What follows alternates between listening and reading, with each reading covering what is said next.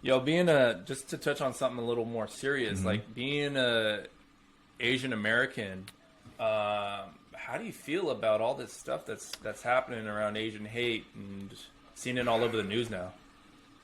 Man, like since you've seen my profile, have you seen the one I've posted about Hassan Minaj's Homecoming King? Yeah, that one. That really spoke volumes to me because that's literally what I've grown up in, a small white town like Santa Cruz. Like, I've been dealt racism my whole life here. Even when I surf here in the ocean, I swear to God, I made Guy sushi in the lineup, and he still tells me to go back to San Jose, go back to where you came from. I'm like, bro, do you not know who I am? I made you your role last week. He's like, oh, I'm so sorry, dude. I didn't mean to. Like, how you doing? I'm like, he tried to brush it off as if he'd never said it. I'm like, bro, I'm going to remember you for the rest of my life. Like, I'm going to remember what you said to me. Whoa, whoa!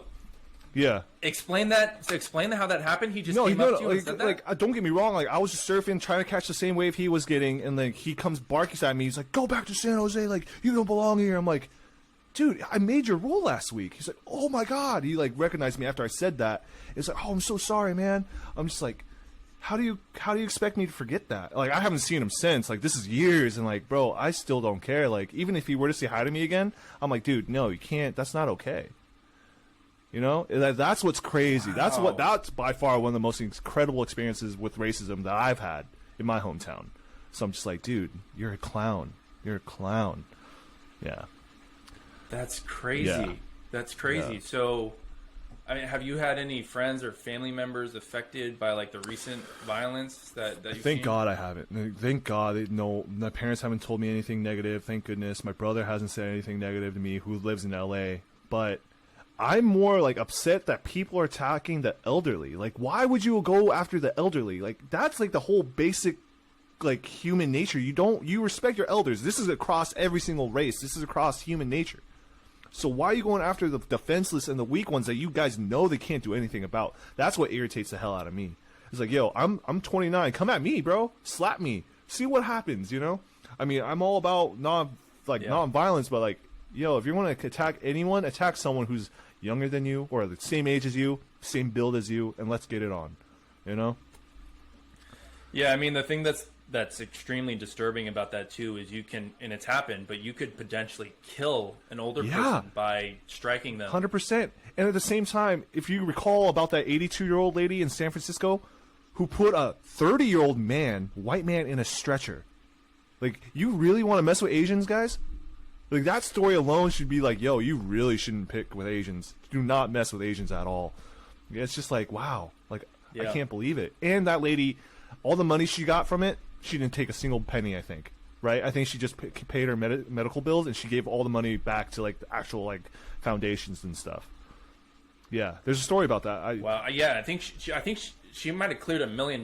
Yeah. And she was only asking for 50. Yeah, and I think she, like, just took some money to pay her medical expenses and like literally just gave the rest out to all these Asian American AAPI charities and organizations. I think that speaks volumes about just the Asian American people and like our culture, like just the Asian American culture. It's like, guys, we don't care about the money. Like, we just want to be treated equally.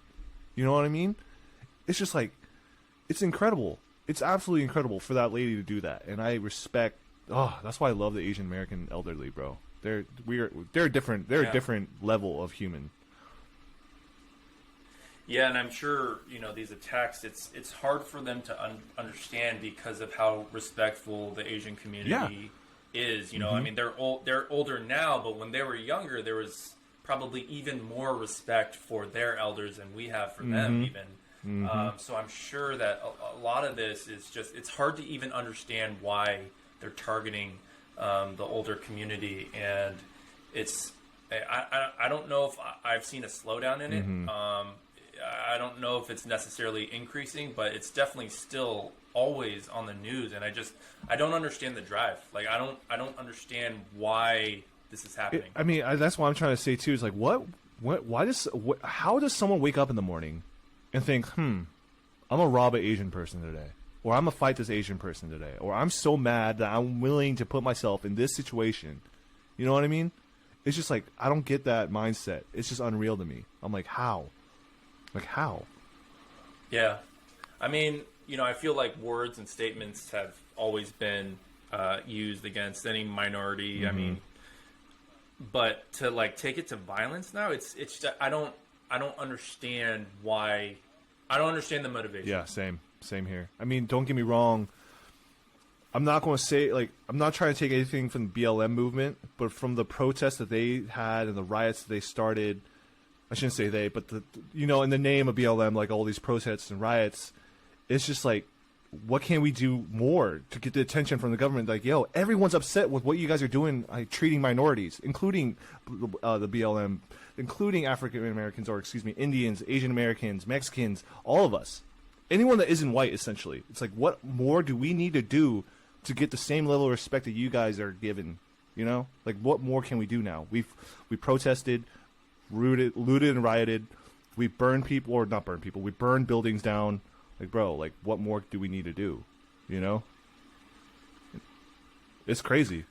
I'm hoping that just keeping the conversation present and loud, not just present, but it can't be in the background, but being loud about it and just say, we're fed up with this as a part of our culture. Right.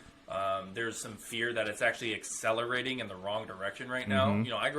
Growing up in the 90s, bro, like, I don't know about you, but I grew up in the East Bay of the Bay Area, and I had a great childhood, and it seems like there's more contention now than there was back then, and that does not seem right to me. Right. It feels like culture should develop, it should continue to get better. Right. And now that I have little kids, I'm like, do I have to have a conversation with them one day that you got to watch out because you might get sucker punched in the face just because you're Asian? Like, I don't want to have that That is conversation. a terrifying thing to even think about, which is unfortunate, the fact that you have to be concerned about that. You know what I mean?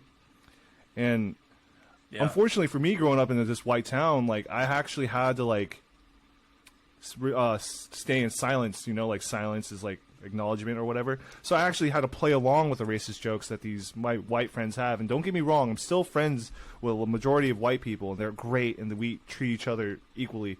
But there are times where they say some racial things when we were younger. I'm like, haha, you're right, and I would go along with it. So unfortunately, I fell victim to that. And now I tell them now, is like, guys, we're grown-ass men. We don't need to say those ridiculous jokes anymore. You know what I mean? And, like, when they say Asian lives matter, I'm like, they do matter, but we're not trying to say it in the form of, like, the Black Lives Matter. Because BLM, or, ALM, like, people are hashtagging ALM. It's like, no, don't hashtag ALM because you're taking away from the BLM movement.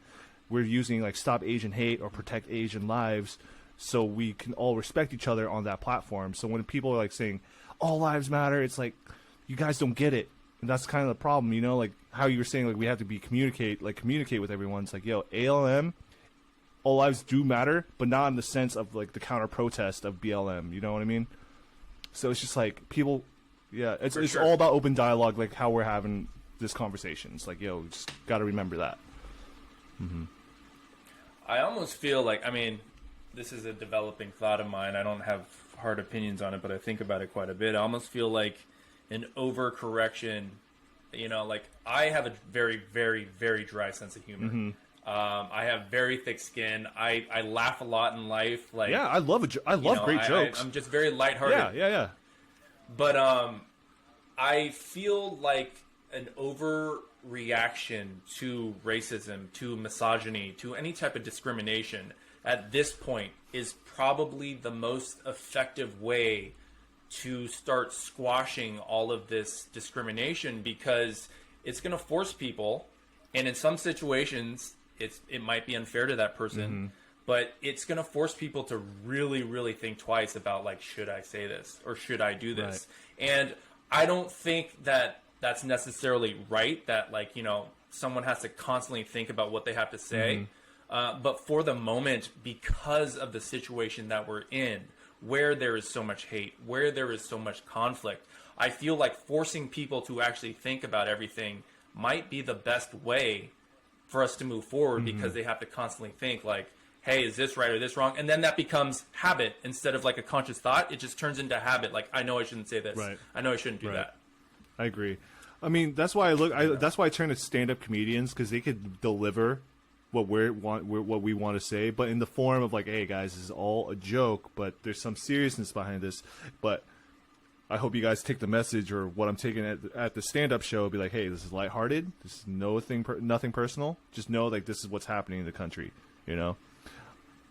This one comedian, Andrew Schultz. I don't know if you know him, but he's like the epitome of like, yes, what you're saying is true, but at the same time, just be careful what you're saying, but understand where you're coming from. You know. Yeah. That's why. Sure. Yeah, there's a lot of truth in that. Mm-hmm.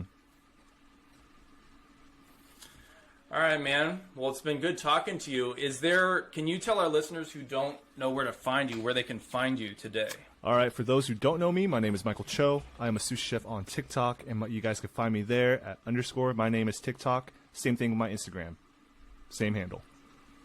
All right, bro. Thanks for coming on. We got to do it again in the future. I want to keep up where you're going. I'm down, bro. Anytime.